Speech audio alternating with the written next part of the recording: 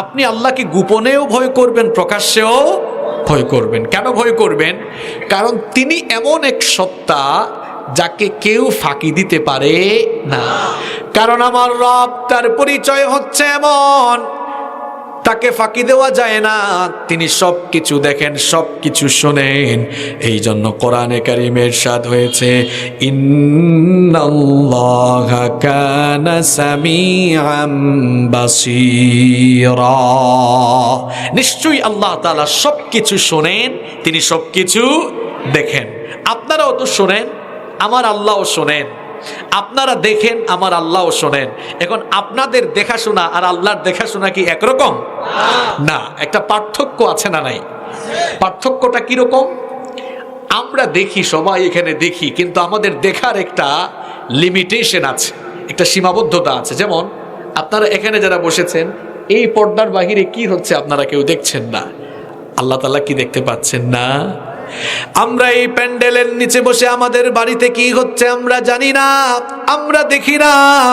কিন্তু আমার রব, তার দর্শন শক্তির পাওয়ার হলো এমন, শুধু আমাদের বাড়ি নয়, গোটা বিশ্বজাহানে যা কিছু ঘটছে সব কিছু যিনি দেখছেন তিনি কে?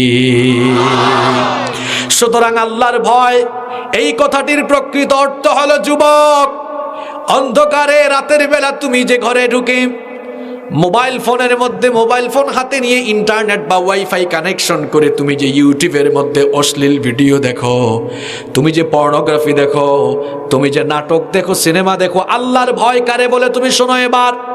তুমি হয়তো মনে করছো তোমার মা দেখে না, বাবা দেখে না, ভাই দেখে না, বোন দেখে না, কিন্তু আল্লাহর ভয় কথাটির মূল অর্থ হলো, কেউ যদি নাও দেখে, একজন তো ঠিকই দেখছেন, তিনি কে?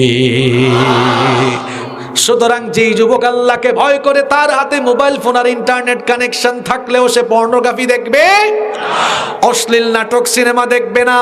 কারণ একজন আমাকে দেখছেন, তাকে আমি কখনো ফাঁকি দিতে পারবো না। সবাই চিৎকার করে বলেন তো তিনি কে?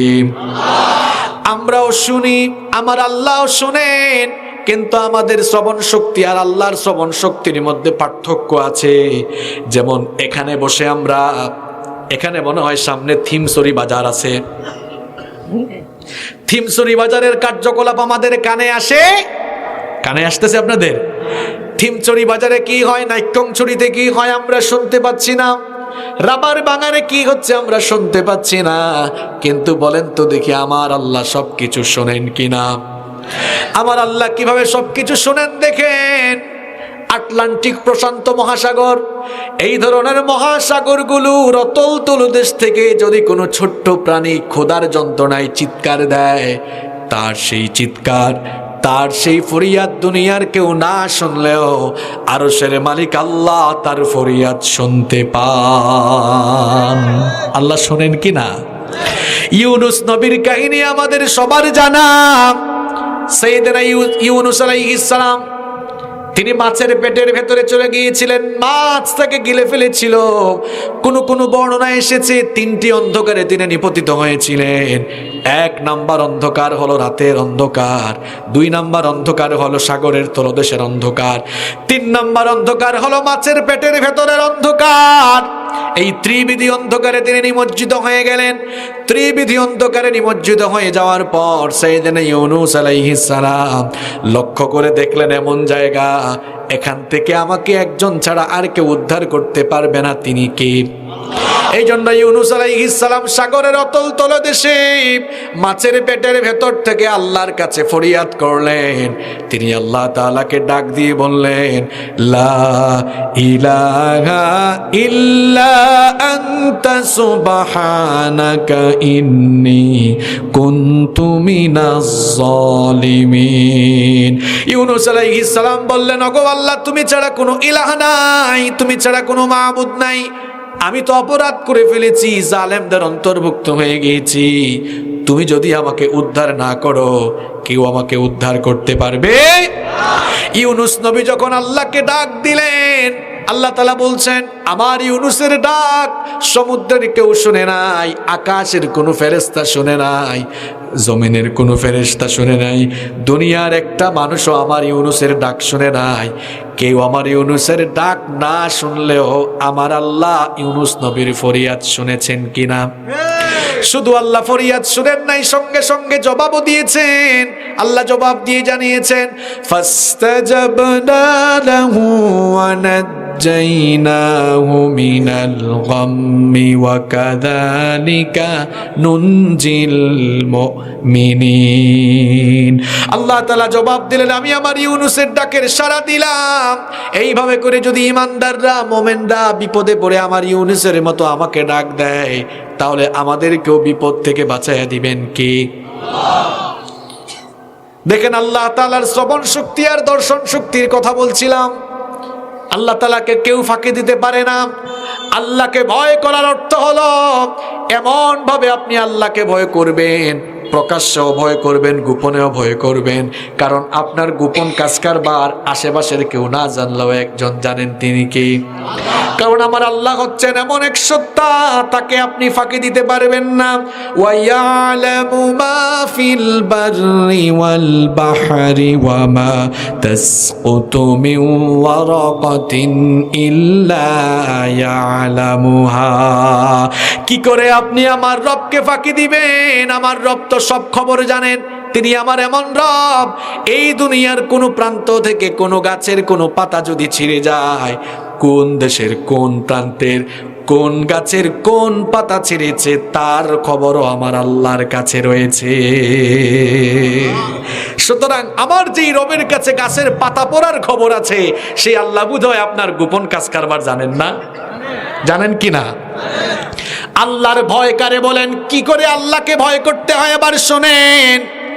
ছোট্ট একটি ঘটনা আমার মনে পড়েছে, বলবো। খুব সুন্দর ঘটনা, মন দিয়ে শোনেন।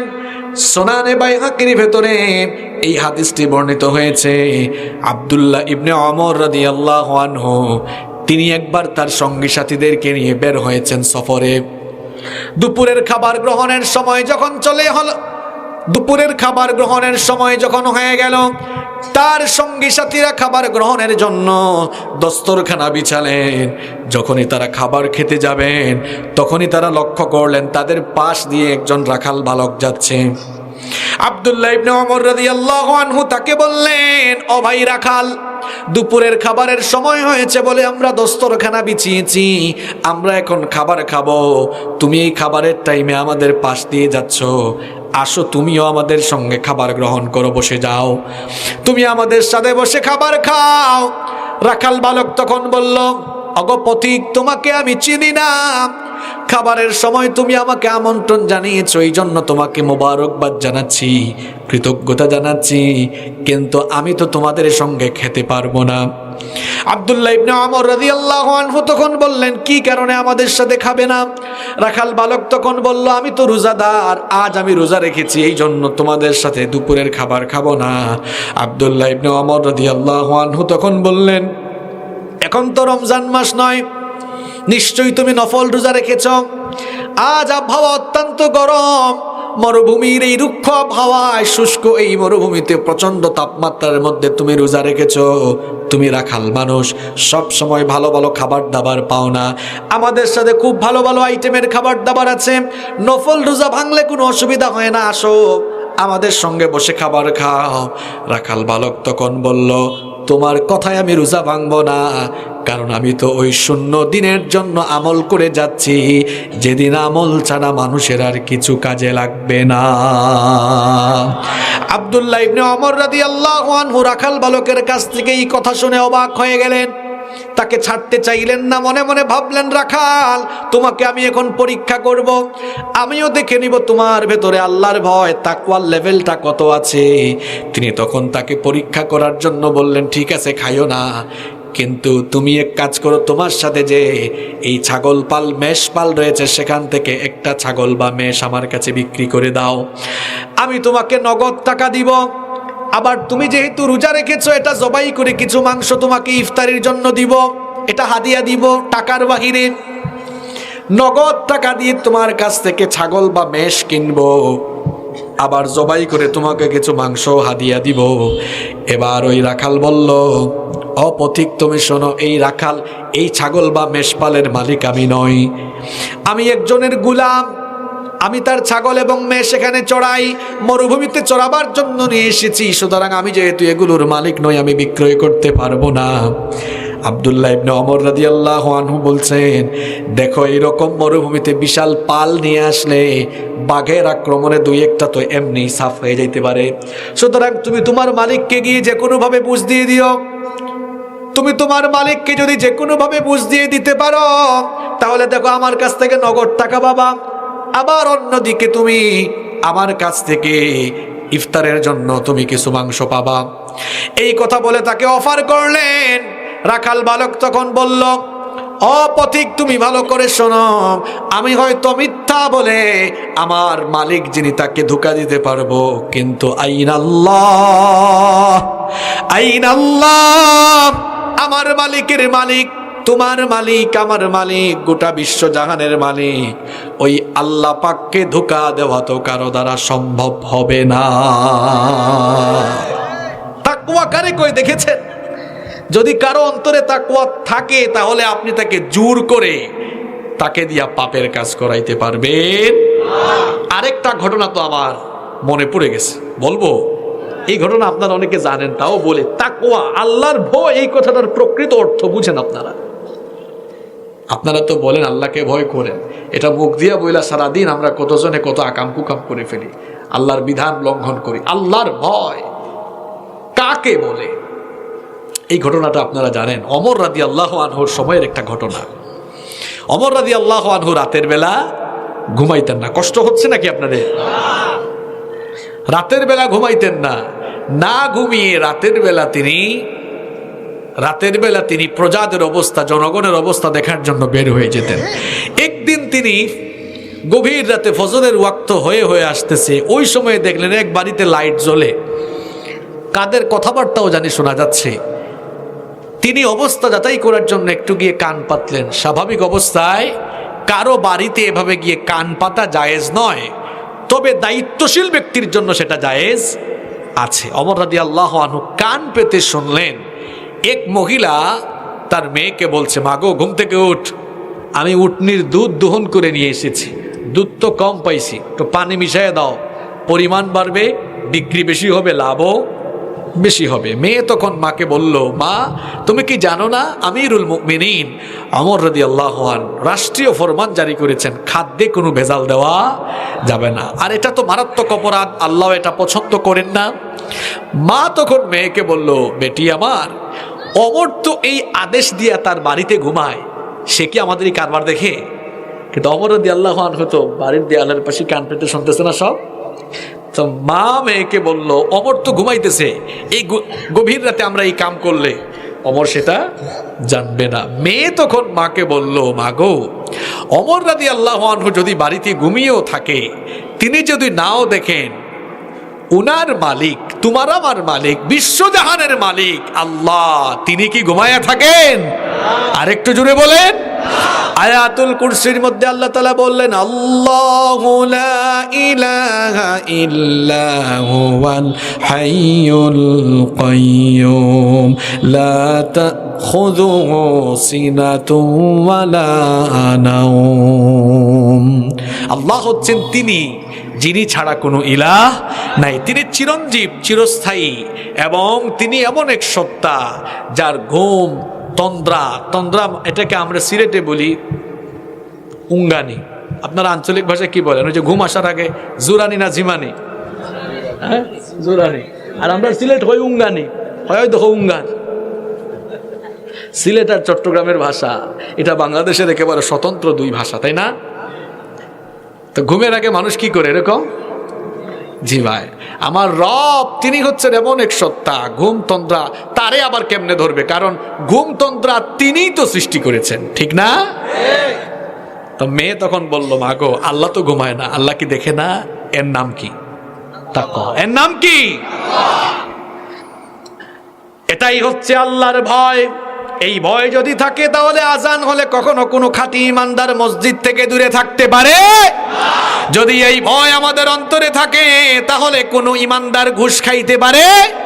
আল্লাহর ভয় যদি অন্তরে থাকে, তাহলে কোনো মানুষ সুদ খেতে পারে না, কারণ এলাকার কেউ যদি নাও জানে আমি সুদখোর, একজন তো জানেন, তিনি কি? এটার নাম আল্লাহর ভয়। যুবক, তুমি যে ফোনের মধ্যে যা করো কেউ আশেপাশে দেখে না, তোমার গ্যালারির ভেতরে কি আছে কেউ দেখে না, কিন্তু একজনকে তুমি ফাঁকি দিতে পারবা না, তিনি কে? এটার নাম আল্লাহর ভয়। আমি আলী রাদিয়াল্লাহু আনহুর তাকওয়ার পরিচয় বলছিলাম যে তিনি বলেছেন কয়টা জিনিসের নাম তাকওয়া? আর একটু জোরে বলেন। এক নাম্বার, তাকওয়া মানে কাকে ভয় করা? কাকে ভয় করা? দুই নাম্বার, তাকওয়া মানে হচ্ছে আল আমালু বিত-তানজিল, নাজিলকৃত বিষয় অর্থাৎ কোরআন অনুযায়ী আমল করা। যেই লোকের ভেতরে তাকওয়া আছে সে কোরআন অনুযায়ী আমলও করে।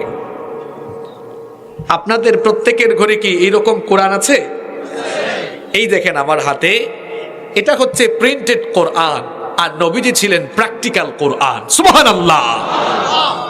এটা হচ্ছে ছাপা কোরআন, আর আমার নবী হচ্ছেন জীবন্ত কোরআন। অর্থাৎ কোরআনের শুরু থেকে শেষ পর্যন্ত যা আছে আমার নবীর জীবনেও তা আছে। সুবহানাল্লাহ। কি নবী তিনি! উম্মুল মুমিনিন আমাদের মা আম্মা জানা আয়েশা রাদিয়াল্লাহু আনহাকে সাহাবীরা জিজ্ঞেস করলেন, আম্মা জান, আমাদের নবীর চরিত্র কেমন ছিল? নবীর চরিত্রের ব্যাপারে বলেন। তিনি বললেন, তোমরা কি কোরআন পড়ো না? কানা খুলুকুহুল কোরআন, এই কোরআন হলো আমার নবীর জীবন, আমার নবীর চরিত্র। কোরআনে যা আছে আমার নবীর জীবনেও তা আছে। তাহলে তাকওয়া হচ্ছে কোরআন আর আপনার জীবনে মিল থাকবে না অমিল থাকবে? কিন্তু দেখা যায় এক সুদখোর ফজরের নামাজ পড়ে বাড়িতে গিয়েছে, ফজরের নামাজের পরে বাড়িতে গিয়েছে, বাড়িতে যাওয়ার পরে কোরআন খুলে তেলাওয়াত শুরু করেছে। আবার দেখেন তেলাওয়াতের সময় পড়তেছে ও সুদের আয়াত, ইয়া আইয়ুহাল্লাযীনা আমানু লা তাকুলুর রিবা আযআফাম মুদাআফা। এটা আলেমরা বুঝেছেন তাই না? অর্থটা বলি পড়ে ওই আয়াতটা যখন পড়ছে, সলিমুদ্দিন এসে বলে, চাচা বাড়িতে আছেন? কয় আসি তো। কিরে, তেলাওয়াত বন্ধ করছে। চাচা ওই যে সুদের টাকা নিয়েছিলাম। কয় আনছো? দে, পকেটে ঢুকাইয়া দে। তিলাওয়াত করে কিসের আয়াত? সুদের আয়াত। আবার পকেটে নেই কিসের টাকা? এই আয়াতের অর্থ হলো, হে ইমানদারেরা চক্রবৃদ্ধি হারে সুদ খায়ও না। তেলাওয়াত করেছে, হে ইমানদারেরা চক্রবৃদ্ধি হারে সুদ খায়ও না। আবার ওইদিকে বলে, দে, পকেটে মাইরা দে। তাহলে বলেন, কোরআনের সাথে তার জীবন মিলেছে? কোরআনের সাথে জীবন মিলে না যাদের, তাকওয়া নাই তাদের। কোরআন বলেছে ওয়াজতানিবু কাউলাজ জুর, মিথ্যা বলো না। কিন্তু আমরা মিথ্যা বলতে বলতে জীবনটাকে নাপাক বানায় ফেলেছি। সারাদিনে কয়টা মিথ্যা বলি তার তো কোনো হিসাব। ফোন একটা এসেছে, আছে নাইক্যংসরি, কয় আমি খাগড়াছড়ি, আছে নাইক্যংসরি বলে, এরকম মিথ্যা বলে কি বলে না? তাহলে বলেন, যেই লোকটার ঘরে কোরআন আছে, যেই লোকটা কোরআন তেলাওয়াত করে আবার কথায় কথায় মিথ্যা বলে, তার জীবনে কি কোরআন আছে নাকি? তার জীবনের সঙ্গে কোরআন মিলল নাকি? তাহলে ওই লোকটার ভেতরে তাকওয়া আছে নাকি? তাহলে যার ভেতরে তাকওয়া নাই সে কান নিচে আছে। হ্যাঁ, কান নিচে, কান নিচে। কোরআন বলল মিথ্যা বলো না, মিথ্যা সাক্ষী দিও না। আল্লাহর নবীও বললেন মিথ্যা সাক্ষ্য দিও না। মিথ্যা সাক্ষ্য দিতে দিতে দিতে দিতে আমরা এত নিচে নেমে গিয়েছি, আমরা এখন বিশ্ববরেণ্য মুফাসসিরদের বিরুদ্ধেও মিথ্যা সাক্ষ্য দিতে কার্পণ্য করি না। তাহলে বলেন তো, কোরআনের সাথে তাদের জীবনের কি কোনো মিল আছে নাকি? কোরআনের সাথে যাদের জীবনের কোনো মিল নাই, তাদের জীবনে কি নাই? আর একটু জোরে বলেন, কি নাই? এই কোরআন দিয়ে জীবন পরিচালনা করে যারে, এই কোরআন দিয়ে জীবন পরিচালনা করে যারা, সত্যিকারের তাকওয়াবান হলো তারা। আচ্ছা বলেন তো, প্রত্যেক দিন আল্লাহ নামাজ দিয়েছেন কয়বার? আরো জোরে, কয়বার? ক্লান্ত হয়ে গিয়েছেন নাকি আপনারা? প্রত্যেক দিন আল্লাহ নামাজ দিয়েছেন কয়বার? 5 বার। আমরা যখন নামাজে দাঁড়াই, যেই কিতাব থেকে আমরা তেলাওয়াত করি, কিতাবের নাম? আর একটু জোরে বলেন। আপনাদের এলাকায় কোনো মসজিদের ইমাম সাহেব যদি আল্লাহু আকবার বলে বুখারীর তেলাওয়াত শুরু করে, আন আবি হুরায়রা রাদিয়াল্লাহু আনহু قال قال রাসূলুল্লাহ সাল্লাল্লাহু আলাইহি ওয়াসাল্লাম, এই থিমসুরের মানুষ বলে ও বাজি বাহন, বলবে না? এটা কে আবার, এটা কি বলে এগুলো? কারণ আমরা সারা জীবন জন্মের পর থেকে শুনতেছি ইমাম সাহেব আল্লাহু আকবার বলে একটা সূরা দিয়ে নামাজ শুরু করে, সূরাটার নাম সূরাতুল আলহামদুলিল্লাহি রাব্বিল আলামিন আর রহমানির রহিম মালিকি ইয়াউমিদ্দিন ইয়াকা না'বুদু ওয়া ইয়াকা নাস্তাঈন ইহদিনাস সিরাতাল মুস্তাকিম সিরাতাল্লাযীনা আন'আমতা আলাইহিম গায়রিল মাগদুবি আলাইহিম ওয়ালাদ-দাল্লিন। আমরা এই সূরা দিয়ে নামাজ শুরু করি, তাই না? এরপরেও আমরা আরেকটা সূরা মিলাই, কোন কিতাব থেকে? আরেকটু জোরে বলেন। নামাজের ভিতরে একটা কিতাব থেকে তিলাওয়াত করা বাধ্যতামূলক, কিতাবের নাম আল কোরআন। কি বুঝলেন? নামাজের ভিতরে কোরআন তেলাওয়াত যেমন বাধ্যতামূলক, ঠিক তেমনি ভাবে নামাজের বাহিরে জন্ম থেকে নিয়ে মৃত্যু পর্যন্ত কোরআন মেনে চলা, কোরআনের আইন মানাও আপনার জন্য বাধ্যতামূলক, ফরজ। কিন্তু অনেক মানুষ আছে নামাজে কোরআন মানে, সমাজে কোরআন, নামাজে কোরআন তেলাওয়াত করে, সমাজে যারা কোরআন মানে না, ইমানদার নামের খাঁটি মুনাফিক হলো তারা। নামাজে যেভাবে কোরআন মানতে হবে, নামাজের বাহিরেও কোরআন। কিছু মানুষ আছে নামাজে কোরআন মানলেও নামাজের বাহিরে কোরআন তো মানেই না, কোরআনের আন্দোলনও মানতে পারে না। আছে না নাই? কোরআনের দাওয়াতও তার কাছে ভালো লাগে না।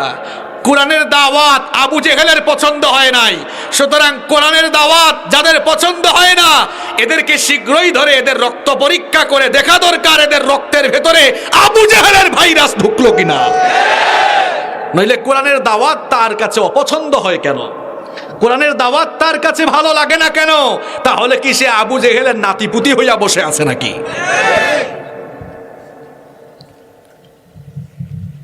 নামাজে কোরআন মানা যেমন বাধ্যতামূলক, নামাজের বাহিরেও কোরআন মানতে।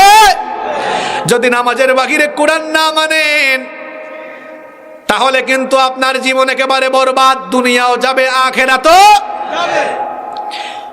তাকওয়াবান হলো তারা কোরআন অনুযায়ী জীবনটাকে পরিচালনা করে যারা। দেখেন, এত ওয়াজ করে কি হবে রে ভাই? এই একটা সংজ্ঞা বুঝলেই তো জীবন পাল্টায় যাওয়ার কথা। আমাদের কি দামি কথা চিন্তা করতেছেন। আলী রাদিয়াল্লাহু আনহু বললেন, কয়টা জিনিসের নাম তাকওয়া? ওই দিকের ভাইরা আপনাদের কষ্ট হচ্ছে, এই যে এই দিকের ভাইরা কষ্ট হচ্ছে আপনাদের। কিছু মানুষের মনে হয় জীবনে আসছে, আসারই তো কথা, কারণ রাতও অনেক হয়ে গিয়েছে।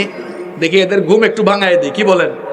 বিয়াইতে আছেন না এখানে, বিয়া করে ফেলছেন, আপনারা আগে একটা তাকবীর দিবেন, এরপরে অবিবাহিতরা দিবে, দেখি কাঠটা বেশি জোরালো হয়, এরপরে সবাই দিবে, ঠিক না?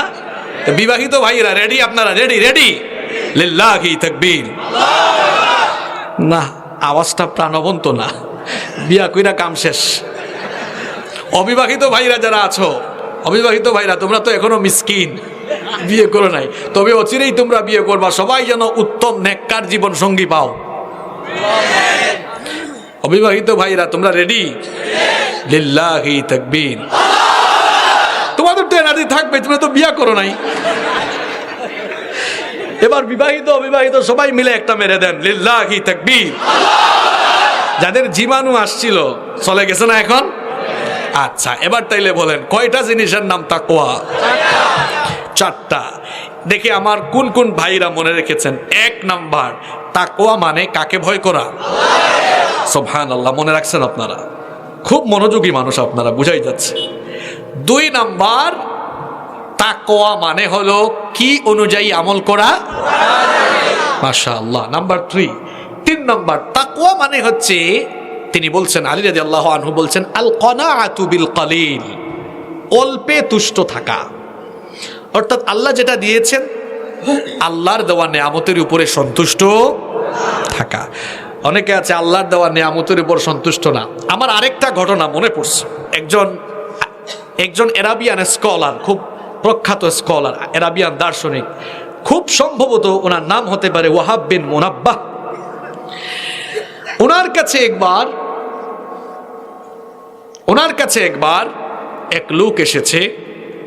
লোকটা একটু অসহায়, এসে বলল, আমি তো খুব গরিব মানুষ, আমার কি একটু সহযোগিতা করবেন? তিনি বললেন, আসলেই কি তুমি গরিব? সে বলল, হ্যাঁ আমি আসলেই অনেক গরিব। তিনি তাকে এই প্রশ্ন 3 বার করলেন, সত্যি করে বলো তুমি কি গরিব? সে বলল, হ্যাঁ আসলেই আমি গরিব। তিনি বললেন, ঠিক আছে, তুমি গরিব কিনা এটা যাচাই হয়ে যাবে এখনই, তোমাকে আমি সহযোগিতা করব, তবে তার আগে আমার কয়েকটা প্রশ্নের উত্তর দাও। সে বলল, ঠিক আছে, কি প্রশ্ন করবেন? তিনি বললেন, শোনো, তোমার যে 2টা চোখ আছে না, এই 2টা চক্ষু আমার কাছে বিক্রি করে দাও, কয়েক লক্ষ দিরহাম তোমাকে দিব। সে বলল, এটা আপনি কোনো কথা কইলেন? এই চক্ষু, এটা তো টাকা পয়সা দিয়ে হিসাব করা যাবে, এটা মূল্যহীন সম্পদ, এটা আমি আপনাকে দিব না। তিনি বললেন, ঠিক আছে, তোমার 2টা হাত কেটে আমারে দিয়ে দাও, কয়েক লক্ষ দিরহাম দিব। সে বলল, আপনি পাগল হয়েছেন নাকি? আমি আমার হাত কেটে তো আপনাকে দিতে পারবো। ঠিক আছে, তোমার 2টা পা কেটে দাও আমাকে। ঘটনা শুনতেছেন আপনারা? খুব শিক্ষণীয় ঘটনা, অনেক অনেক শিক্ষণীয়। শোনেন, তাহলে 2টা পা দাও, কয়েক লক্ষ দিরহাম। কয় না, 2 পা দিলে হাঁটবো কেমনে? তিনি বললেন, আর প্রশ্ন করা লাগবে না, 3টা প্রশ্নেই আমি লক্ষ লক্ষ দিরহামের অফার করলাম। তোমার 3.5 হাত বডির ভেতরে লক্ষ লক্ষ দিরহাম, অর্থাৎ হাজার হাজার কোটি টাকার সম্পদ তোমার 3.5 হাত বডির ভেতরে থাকা সত্ত্বেও তুমি যদি নিজেকে গরিব বলো, তাহলে তুমি সরাসরি আল্লাহর সঙ্গে নাফরমানি করবে। কি বুঝলেন? তাকওয়াবান কারা? নিজের যা আছে তা নিয়ে সন্তুষ্ট থাকে যারা। কি দামি সম্পদ 3.5 হাত বডির ভেতরে আছে, পয়সা দিয়া পাবেন এগুলো আপনি? আরে বাপরে বাপ, আমাদের লুবের আর শেষ হয় না। যদি এই গর্জরিয়া এসে 8-10 কানি জায়গা, আপনারা কানি বুঝেন, বিঘা বুঝেন, একর বুঝেন নাকি শতাংশ, কি বুঝেন? 8-10 কানি জায়গা কিনছে, কয় এখন কক্সবাজারে যদি একটা হোটেল বানাইতে পারি, বানাইছে, কয় এখন যদি চিটাগাং শহরে একটা বানাইতে পারি, চিটাগাং শহরে বাড়ি করছে, কয় এখন যদি ঢাকায় করতে পারি, ঢাকায় করছে, কয় এবার যদি ইংল্যান্ড, আমেরিকা, কানাডা একটা সেকেন্ড হোম বানাইতে। আল্লাহকুমুত তাকাতুর হাত্তা জুরতুমুল মাকাবির। এভাবে সম্পদের মুখে, দুনিয়ার মুখে প্রাচুর্যের প্রতিযোগিতা করতে করতেই একটা সময় আমরা কবরে চলে যাই। এজন্য নবীজি বলেছেন, বনি আদম মানুষের পেট কিছু দিয়ে ভরবে না, 3.5 হাত মাটি যখন তাকে গিলবে তখনই তার পেট ভরবে। যা আছে তা নিয়ে সন্তুষ্ট থাকুন। একজন সাইকেল চালায়, রাস্তায় দেখেছে একজনের পালসার মোটরসাইকেল আছে, কয় আমার যদি পালসার হইতো। আরে ভাই, কত মানুষের একটা বাইসাইকেলও নাই, হেঁটে হেঁটে যায়, আছে না নাই? একজন পালসার চালায়, দেখেছে আরেকজন 110 গাড়ি একটা চালায়, কই হারে যদি একটা গাড়ি হইতো। 110 যার আছে, দেখেছে এক্স করোলা গাড়ি চালায়, জি করোলা চালায়, কই যদি এরকম একটা করোলাও হইতো তাও তো ভালো। করোলা চালায়, এখন দেখে তার সামনে প্রিমিয়াম এলিয়ান চালায়, কই যদি এটা হইতো। এখন প্রিমিয়াম এলিয়ানে উঠে বলে, আরে ওই তো দেখা যায় নিশান চালায়, ওই তো দেখা যায় হেরিয়ার চালায়, রেঞ্জ রোভার চালায়, ল্যান্ড ক্রুজার চালায়, চাহিদার কোনো শেষ। যা আছে আল্লাহ বলেছেন তার উপরে সন্তুষ্ট থেকে তুমি যদি আমার কৃতজ্ঞতা আদায় করো, চাওয়া লাগবে না। লা ইন শাকারতুম, আমি যা দিয়েছি তার উপর যদি তুমি সন্তুষ্ট হয়ে খুশি থাকো আর আমার শুকরিয়া আদায় করো, চাওয়া লাগবে না বান্দা, লা আযীদান্নাকুম, আমি আমার তরফ থেকে খালি বাড়াতেই থাকবো নিয়ামত। সুবহানাল্লাহ কইতে মন চায় না? তাহলে তাকওয়া মানে কি? আল কানাআতু বিল কালিল, যা আছে অল্পে তুষ্ট থাকা, যেটা আছে ওইটার শুকরিয়া আদায়।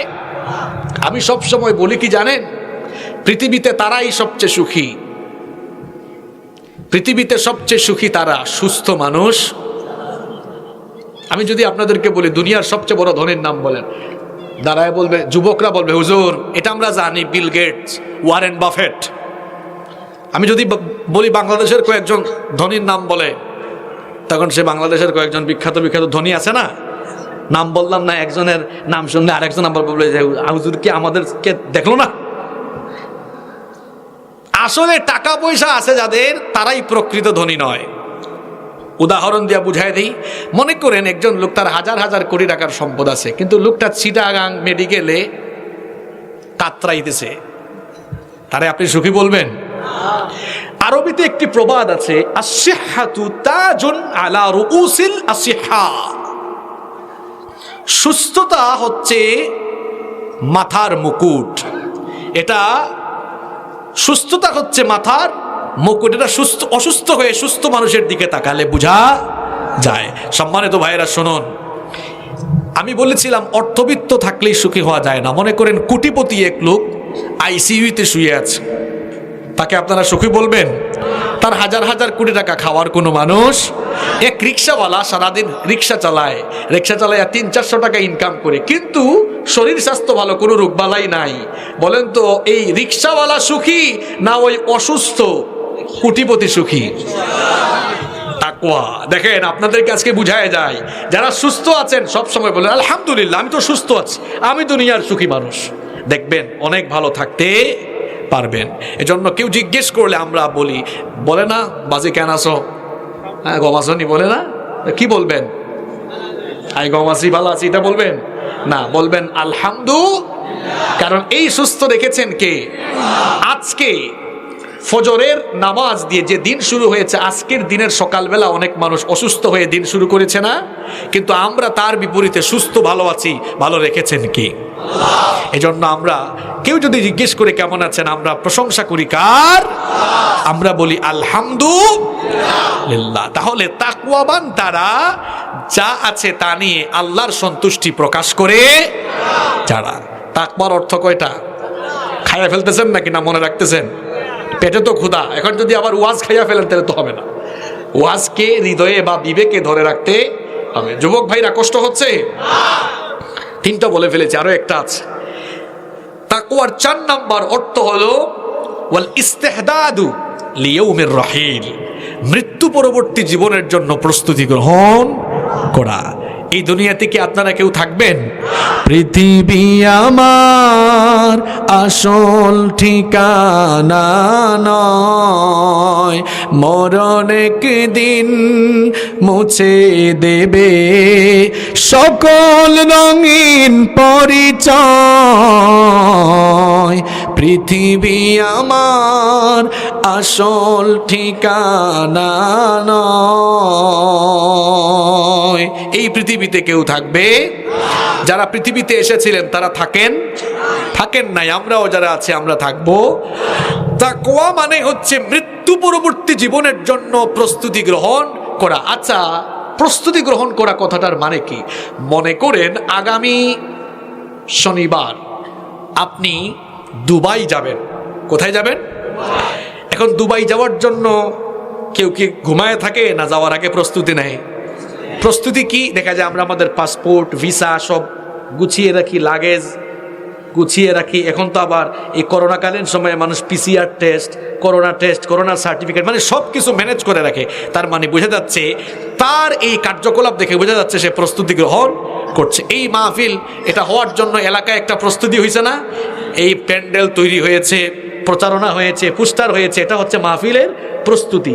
তাহলে মৃত্যু পরবর্তী জীবনের প্রস্তুতি মানে কি? কাফনের কাপড় পরে বসে থাকা যে আমি রেডি, প্রস্তুত, এটা না।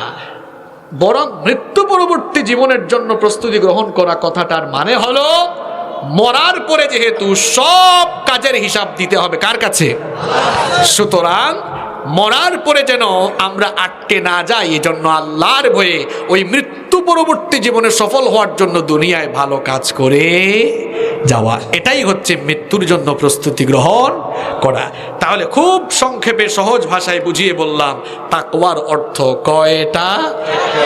আরো জোরে কয়টা? দেখি কে কে মনে রাখছেন। আমি এখন চুপ থাকবো। 1 নাম্বার, মাশাআল্লাহ, আল্লাহকে। আপনাদের ছেলেরা তো দেখি অনেক ট্যালেন্ট, মুখস্থ করে ফেলে, একদম খুব মেধাবী। এরা আগামী দিনে বেশি বেশি BCS ক্যাডার হবে ইনশাআল্লাহ। আবার ভালো ভালো আলেমও হবে এই এলাকা থেকে ইনশাআল্লাহ। তাহলে তাকওয়ার 1 নাম্বার অর্থ মাশাআল্লাহ। 2 নাম্বার, হ্যাঁ মাশাআল্লাহ, কোরআন অনুযায়ী আমল করা। 3 নাম্বার, যা আছে তার উপরে সন্তুষ্ট, মাশাআল্লাহ। আর 4 নাম্বার, মৃত্যু পরবর্তী জীবনের জন্য প্রস্তুতি। শোনেন আইসক ভাইরা, আর কোনো ওয়াজ যদি নাও হয়, আর কোনো ওয়াজ যদি মনে নাও থাকে, এই 4টা কথা যারা মনে রাখছে সফল হয়ে গেছে আলহামদুলিল্লাহ। তার মানে ওয়াজ শেষ না, 10-15 মিনিট থাকতে পারবেন না? আরো শুনবেন তো নাকি উঠাউঠি করবেন? আচ্ছা ইনশাআল্লাহ, বলেন ইনশাআল্লাহ। তাহলে আমরা আলোচনা কোন জায়গা থেকে শুরু করেছিলাম মনে আছে তো? আমি প্রথমে বক্তব্য শুরু করেছিলাম কোরআন সবার জন্য নাজিল হওয়া কিতাব, কিন্তু সবাই হেদায়েত পাবে না। পাবে কারা? মুত্তাকি যারা। আর মুত্তাকি কারা? তাকওয়াবান। এরপরে বলছিলাম তাকওয়া কি, তাকওয়ার অর্থ বললাম কয়টা? এবার আসুন কেন আপনার তাকওয়াবান হওয়া দরকার। কারণ তাকওয়াবান যারা সরাসরি আল্লাহর জান্নাতে যাবে তারা। আল্লাহু আকবার। আল্লাহর নবীকে জিজ্ঞেস করা হলো মা আকসারু মা ইউদখিলুন নাসান নার, ওগো আল্লাহর নবী কোন জিনিসের কারণে মানুষ সবচাইতে বেশি জাহান্নামে যাবে? আল্লাহর নবী বললেন দুটো জিনিসের অপব্যবহারকারীরা সবচাইতে বেশি জাহান্নামে যাবে। এক নাম্বার হচ্ছে আলফাম, মুখ, এই জিহবা, এই মুখ আর জিহবার অপব্যবহারকারীরা জাহান্নামে যাবে। দুই নাম্বার হচ্ছে ওয়াল ফারাজ, লজ্জাস্থান, অর্থাৎ যারা নিজেদের সতীত্বকে, চরিত্রকে নষ্ট করে ফেলে জাহান্নামে তারা যাবে। আবার এই দুইটা জিনিসকে যারা হেফাজত করবে, বুখারীর হাদিস, নবীজি তাদের ব্যাপারে সুসংবাদ দিয়ে বললেন মাইয়াতমাল্লি মা বাইনা লাহিয়াইহি ওয়া রিজলাইহি আদমানু লাহুল জান্নাহ। নবীজি বললেন যারা দুটো জিনিসের জিম্মাদারি হবে, অর্থাৎ দুটো জিনিসের যারা হেফাজত করবে, এক নাম্বার নিজের মুখ, এই জিহবা, অর্থাৎ জিহবা দিয়ে যারা মিথ্যা বলবে না, সত্য কথা বলবে, ভালো কথা বলবে, কাউকে গালি দিবে না, গীবত করবে না, চুগলখুরি করবে না, কাউকে মন্দ নামে ডাকবে না, মানুষকে তিরস্কার করবে না, মুখ দিয়ে খারাপ কোনো কথা বলবে না।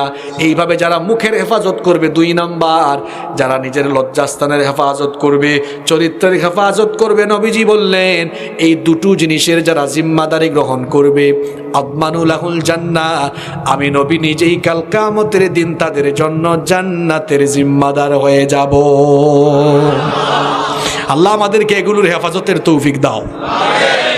আল্লাহর নবীকে এবার সাহাবীরা জিজ্ঞেস করলেন মা আকসারু মা ইউদখিলুন নাসাল জান্নাহ, ওগো আল্লাহর নবী কোন জিনিসের কারণে মানুষ বেশি বেশি জান্নাতে ঢুকবে? নবীজি বললেন দুটো জিনিসের কারণে মানুষ সবচাইতে বেশি জান্নাতে যাবে। এক নাম্বার হচ্ছে তাকওয়াল্লাহ, আল্লাহর ভয়, তাকওয়া ভিত্তিক জীবনযাপন। দুই নাম্বার হচ্ছে হসনুল খুলুক, সচ্চরিত্র। একটি আরেকটির সাথে রিলেটেড, সম্পর্কিত, কারণ তাকওয়া ছাড়া কখনো সচ্চরিত্রবান হওয়া যায়। আল্লাহর নবী বললেন তাকওয়া ভিত্তিক জীবনযাপন করে সচ্চরিত্রবান হবে যারা, আল্লাহর জান্নাতের ভেতরে ঢুকবে তারা। তাহলে তাকওয়ার গুণে আপনারা কেন গুণান্বিত হবেন? কারণ তাকওয়া ছাড়া জান্নাতে যাওয়ার কোনো সুযোগ। এই জন্য আল্লাহ তাআলা কোরআনুল কারীমে বারবার এই তাকওয়া অর্জনের কথা বলেছেন। আল্লাহ তাআলা কোরআনুল কারীমের 3 নম্বর সূরা, সূরা আলে ইমরানের 102 নম্বর আয়াতে বললেন ইয়া আইয়ুহাল্লাযীনা আমানুত্তাকুল্লাহা হাক্কা তুকাতিহি ওয়া লা তামুতুন্না ইল্লা ওয়া আনতুম মুসলিমুন। আল্লাহ তাআলা বললেন হে বিশ্বাসীরা, হে ঈমানদারেরা, তোমরা আল্লাহকে ভয় করো, ভয় করার মতো ভয় করো, আর খবরদার মুসলমান না হয়ে মৃত্যুবরণ করো না। আমরা একজনকে ভয় করব, একজনকে সব সময় মেনে চলবো, তিনি কে? তাকওয়া আমরা কেন অর্জন করব? কারণ তাকওয়াবান যারা, দুনিয়ার সবচাইতে মর্যাদাবান মানুষ হলো তারা। আমার বাবারা, আমার ভাইয়েরা শুনেন, একজন মুত্তাকি মানুষ আল্লাহর কাছে কত মূল্যবান। এই দুনিয়া থেকে যদি একজন কাফের বিদায় হয়ে যায়, এই দুনিয়া থেকে যদি একজন মুত্তাকি বিদায় হয়ে যায়, এই দুনিয়া থেকে যদি কোনো মুত্তাকি মানুষ মারা যায়, তার মৃত্যুতে ভালো মানুষের হৃদয়ে কাঁদে, কাঁদে কি কাঁদে না? বলেন তো, ভালো মানুষ, আল্লাহওয়ালা মানুষ যদি মারা যায়, আপনাদের বাড়ি হলো এই রামুতে, কক্সবাজারে, কিন্তু লোকটার বাড়ি যদি পঞ্চগড়ে হয়, সিলেটে হয়, তেঁতুলিয়ায় হয়, তাও বলেন তো এই উখিয়া, কক্সবাজার, রামুতে থেকেও তার জন্য মনটা কাঁদে কিনা?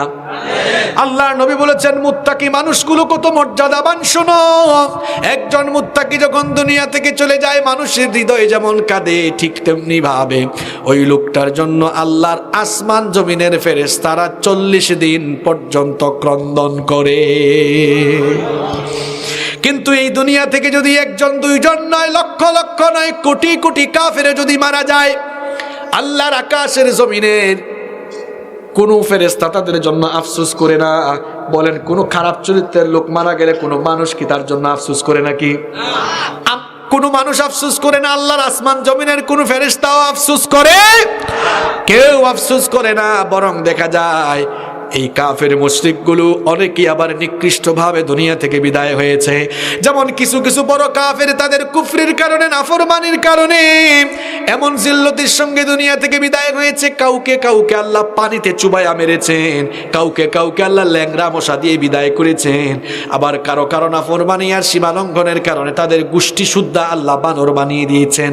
এদের সীমালঙ্ঘন কুফরির কারণে এদের জাতির উপজাতি গোষ্ঠী শুদ্ধা আল্লাহর গজবে ধ্বংস হয়েছে। এদের জন্য দুনিয়ার কেউ কি কখনো আফসোস করেছে নাকি? ফেরাউনের জন্য কি রামুর কোনো মানুষ আফসোস করে? নমরুদের জন্য করে নাকি? আল্লাহ তাআলা বলছেন কেউ তো করে না। আসমান জমিনের কেউ তাদের জন্য আফসোস করে না। কোরআনুল কারীমের 44 নম্বর সূরা সূরাতুদ দুখানের 29 নম্বর আয়াতে আল্লাহ তাআলা বললেন, ফামা বাকাত আলাইহিমুস সামাউ ওয়াল আরদু ওয়া মা কানু মুনজারিন। এই সকল লোকেরা জিল্লতির সাথে দুনিয়া থেকে বিদায় হওয়ার পরেও আসমান জমিনের কেউ তাদের জন্য কাঁদে নাই, আফসোস করে নাই। কিন্তু একজন মুত্তাকি যখন মারা যায়, আল্লাহর আসমান জমিনের ফেরেশতারা কতদিন কাঁদে? তাহলে বলেন তো, মুত্তাকি যারা মর্যাদাবান হলো তারা। এই জন্য আমরাও আল্লাহর কাছে মর্যাদাবান হতে চাই কি চাই না? আরেকটু জোরে বলেন, মর্যাদাবান হতে চাই কি চাই না?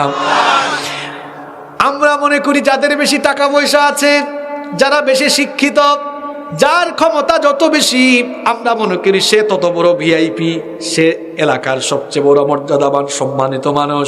কিন্তু আল্লাহ তাআলা মর্যাদার মাপকাঠি হিসেবে টাকা পয়সা, শিক্ষা দীক্ষাকে মানদণ্ড নির্ণয় করেন নাই। বরং আল্লাহর কাছে সম্মানিত মর্যাদাবান হওয়ার জন্য মাপকাঠি মানদণ্ডের নাম হচ্ছে তাকওয়া। জোরে কোন কি? আল্লাহ তাআলা বলছেন, ইয়া আইয়ুহান নাসু ইন্না খালাকনাকুম মিন যাকারিন ওয়া উনসা ওয়া জাআলনাকুম শুউবান ওয়া ক্বাবাইলা লিতাআরাফু ইন্না আকরামাকুম ইনদাল্লাহি আতকাকুম ইন্নাল্লাহা আলিমুন খাবীর। আল্লাহ তাআলা বলছেন, হে মানব জাতি, আমি তোমাদেরকে এক পুরুষ আর এক নারী থেকে সৃষ্টি করেছি। তারপরে ওই এক নারী আর এক পুরুষ থেকে আমি বিভিন্ন জাতি গোষ্ঠীতে গোটা দুনিয়ায় মানব বংশের বিস্তার সাধন করে দিয়েছি। তোমাদের মধ্যে এক একজন এক এক গোষ্ঠীর, এক একজন এক এক দেশের, এক একজন উঁচা, এক একজন খাটো, এক একজন মোটা, আর একজন চিকন। এগুলো দিয়ে আমার কাছে সম্মানিত হওয়া যাবে না। বরং ইন্না আকরামাকুম ইনদাল্লাহি আতকাকুম, তোমাদের মধ্যে যাদের তাকওয়া যত বেশি, তাদের সম্মান, তাদের মর্যাদা আমার কাছে তত বেশি। সুবহানাল্লাহ, কইতে মন চায় না? তাহলে তাকওয়াবান যারা আল্লাহর কাছে মর্যাদাবান হলো তারা।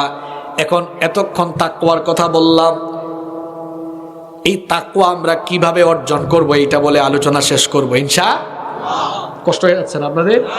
সর্বশেষ পয়েন্ট আমি যেটা বলবো যে হুজুর এতক্ষণ তো তাকওয়ার কথা কইলেন আপনি, কিন্তু এই তাকওয়াটা আমরা কেমনে অর্জন করব? তাকওয়া অর্জনের 5টা টিপস দিয়ে যাচ্ছি। এই 5টা টিপস নিয়ে বাড়িতে চলে যান, মাহফিল সফল ইনশাআল্লাহ। তাকওয়া অর্জন করব আমরা 5টি পদ্ধতিতে। কয়টা পদ্ধতিতে? একটু জোরে বলেন। এই 5টা পয়েন্ট মুখস্থ করে বাড়ি যেতে পারবেন না ইনশাআল্লাহ? বলেন। 1 নাম্বার, সর্বাবস্থায় একজনকে মনে রাখা, স্মরণ করা। তিনি কে? তিনি কে? কারণ আমাদের রব তিনি হলেন এমন, তাকে কখনো ফাঁকি দেওয়া যায় না, গোপন প্রকাশ্য তিনি সব জানেন। এই জন্য আল্লাহ বলেছেন, আওয়ালা ইয়ালামুনা আন্নাল্লাহা ইয়ালামু মা ইউসিররুনা ওয়া মা ইউলিনুন। তারা কি জানে না তিনি গোপন প্রকাশ্য সব জানেন?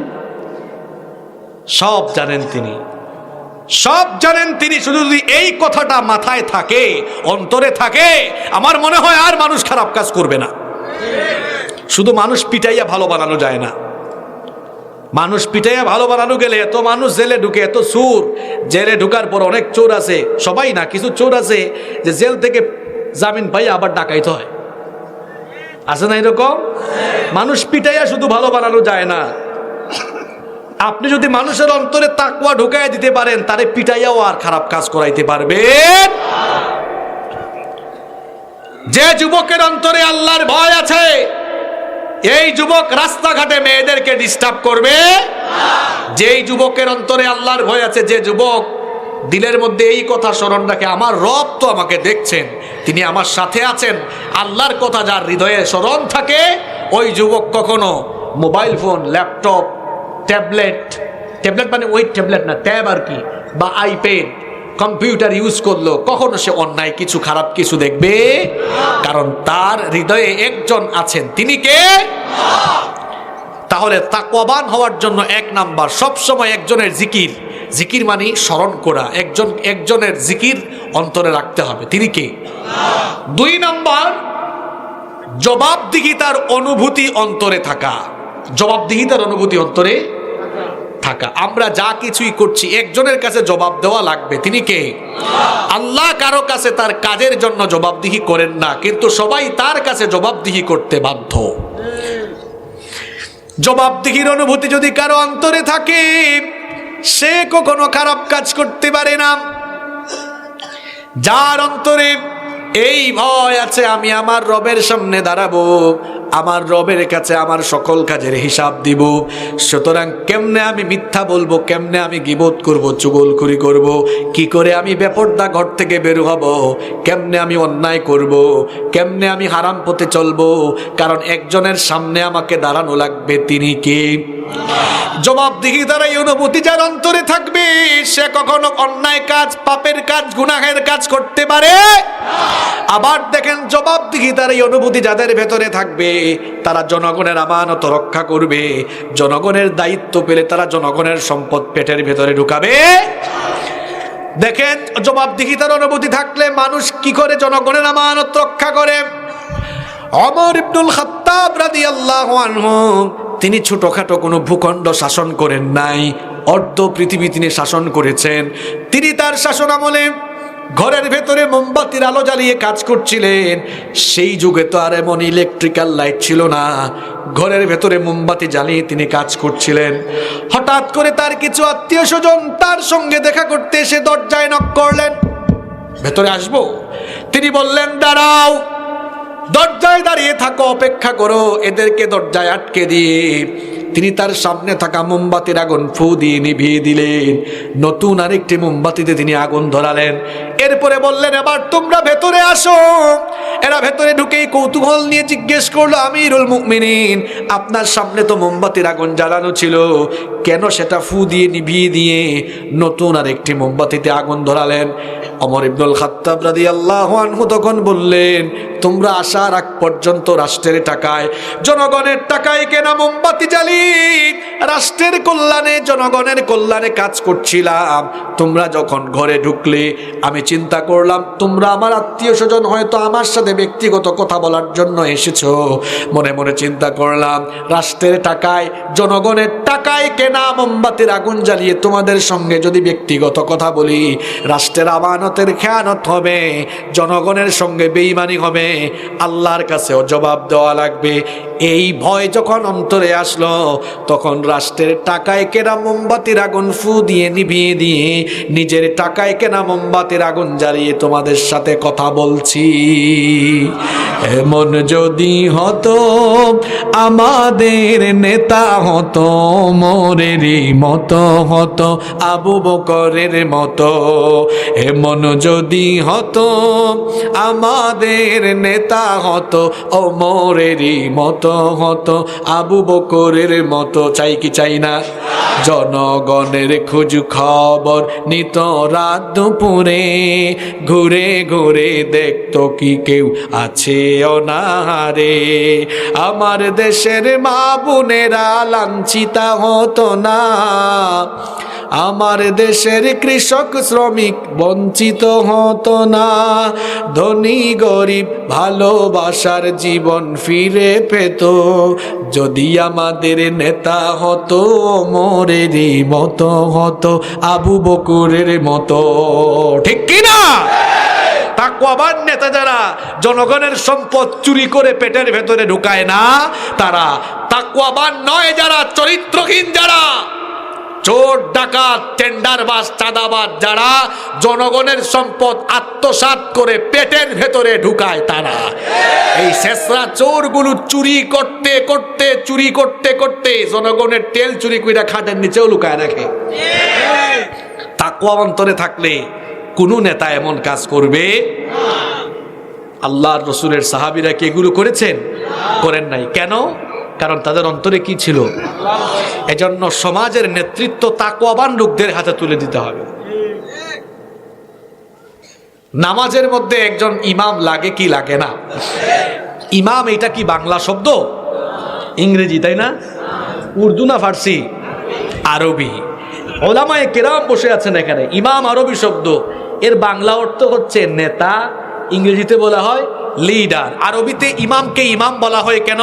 কারণ সকল মানুষের নামাজে তিনি নেতৃত্ব দেন, এই জন্য আরবিতে তাকে বলা হয় ইমাম।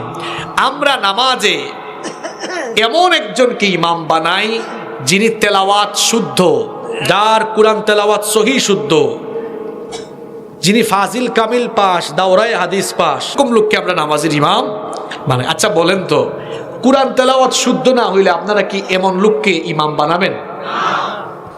দাওরায়ে হাদিস বা কামিল পাস না করলে, বা অন্ততপক্ষে ইসলামিক স্টাডিজের উপরে মাস্টার্স না করলে, ওই ধরনের লোককে কি আপনারা ইমাম বানাবেন?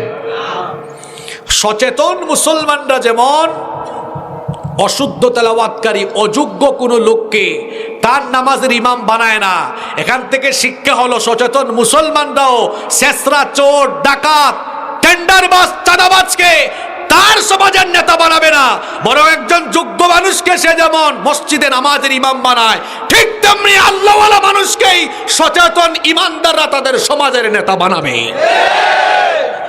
এই সচেতনতা আমাদের ভেতরে আসলে আমাদের সমাজটা সুন্দর হয়ে যাবে, নইলে আমাদের সমাজ সুন্দর হবে।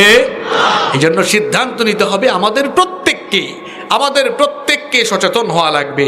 আমরা সচেতন হলে, আমরা বদলে গেলে আমাদের জনপদ বদলে যাবে ইনশাআল্লাহ। তাহলে তাকওয়াবান হওয়ার জন্য আমরা কয়টা টিপস নিয়ে বাড়িতে যাচ্ছি?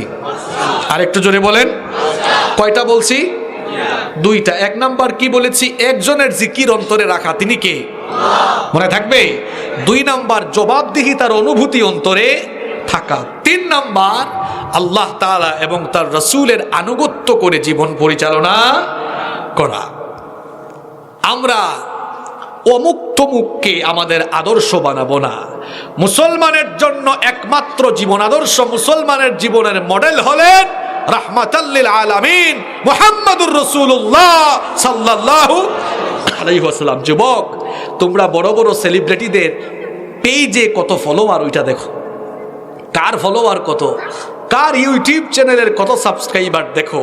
তুমি কি জানো এই পৃথিবীতে একজন মহামানব যার কোনো ফেসবুক আইডি নাই, যার কোনো ফেসবুক পেজ নাই, যার কোনো ইনস্টাগ্রাম আইডি নাই, যার কোনো ইউটিউব চ্যানেল নাই, কিছুই না থাকা সত্ত্বেও উনার ফলোয়ারের সংখ্যা দুনিয়াতে যত বেশি, উনার নাগালের কাছেও কেউ নাই। তিনি মুহাম্মদ সাল্লাল্লাহু আলাইহি ওয়াসাল্লাম। নবীজির ফলোয়ার যত বেশি, এই দুনিয়ায় কোন মানুষের ফলোয়ার কি এত বেশি?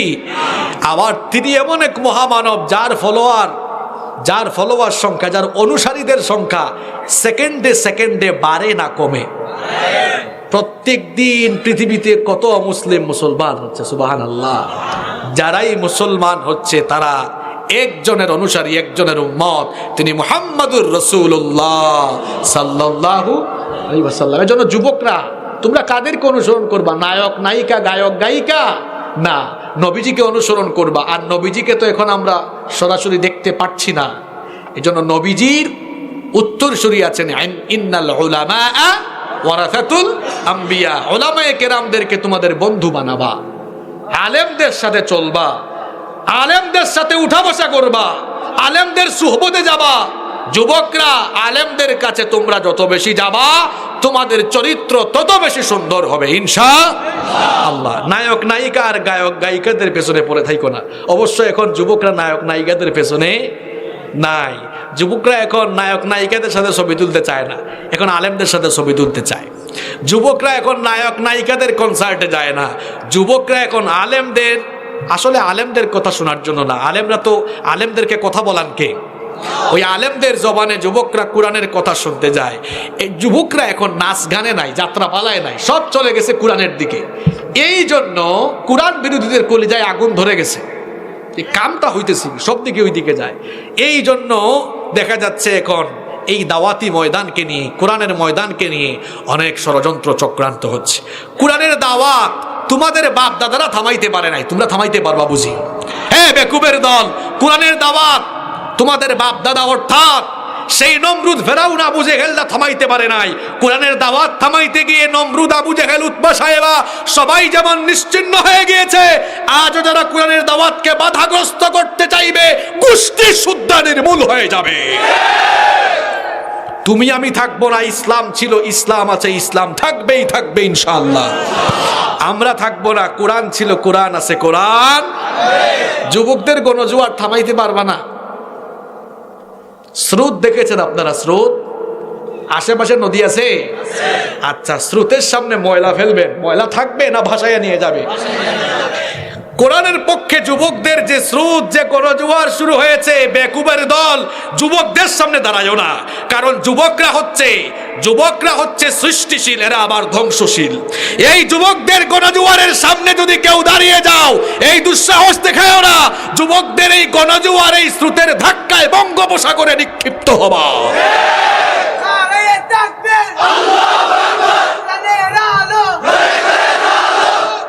আমার যুবক ভাইরা এখন কোরআনের জন্য পাগল পারা হয়েছে।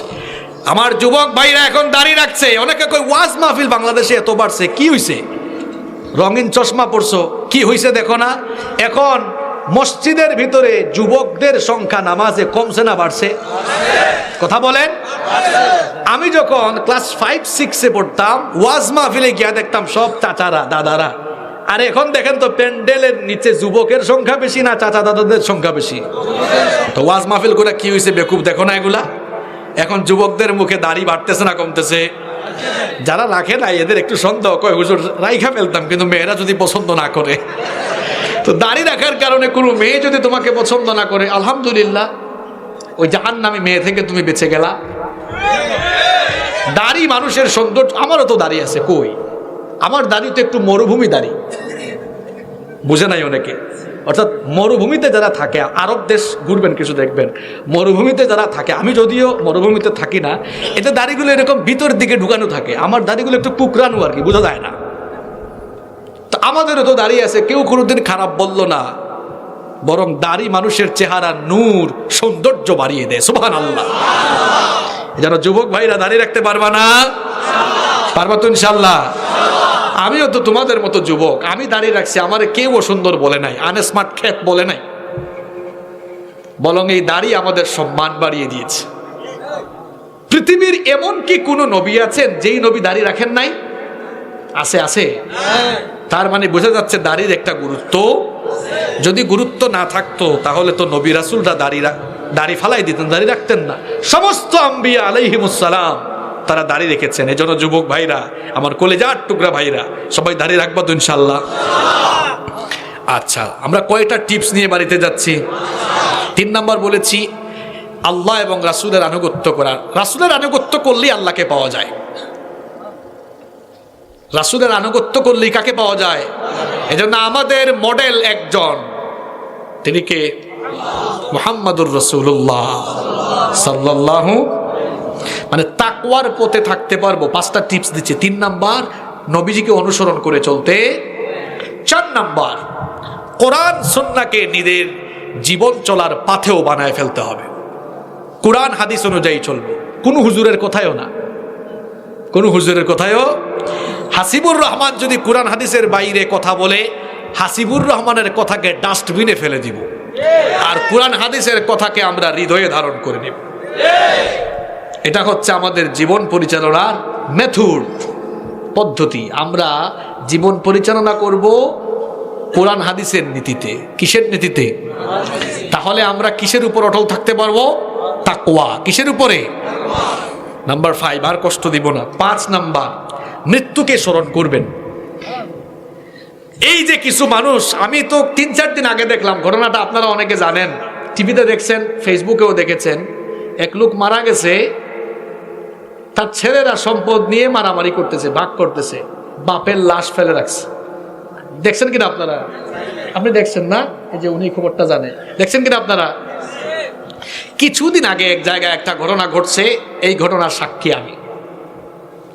ঘটনাটা হচ্ছে এরকম, এক লোক, তার অঢেল ধন সম্পদ আছে। এই লোকটা অসুস্থ হলো, তার 2টা ছেলে। বড় ছেলে চিন্তা করলো, আমি যদি আমার বাপের চিকিৎসা করাই মরতে দেরি হবে, এটা তার চিন্তা। তাড়াতাড়ি মরলে সম্পদটা আমি ছিনায় নিতে। সম্পদের লোভে বাপকে চিকিৎসা করাইলো না, চিকিৎসার অভাবে বাপ কষ্ট পেয়ে চলে গেল। এরপরে তার ভাইকেও সম্পদ না দিয়ে একা সব সম্পদ ভোগ করে ভাইকে বাড়ি থেকে বের করে দিয়েছে। এই ঘটনাগুলো কেন বললাম? এই রামুতেও এই চরিত্রের মানুষ আছে, আমি জানি। আমি তাদেরকে বলতে চাই, এই পাবলিক, তোমার জন্য বেশি না, সবার জন্য জায়গা আছে মাত্র 3.5 হাত। কয় হাত? এর বেশি জায়গার মালিক দুনিয়াতে কেউ নয়। হাজার হাজার একর সম্পত্তির মালিক, হাজার হাজার কানি সম্পদ থাকলেও যাওয়ার সময় হাজার হাজার কানি যাবে না, 3.5 হাত মাটির ভিতরেই মানুষ রাইখা চলে আসবে। সবার জন্য জায়গা কয় হাত? আরো জোরে কয় হাত? অন্তরে যদি এই জিনিসটা থাকতো, তাহলে মানুষের জায়গা জমি দখল করত কি জাতের ভূমিদস্যু? ক্ষমতা একটু পাইয়া মানুষের ঘর বাড়ি জায়গা জমি দখল করে। মৃত্যুর কথা স্মরণ করবেন।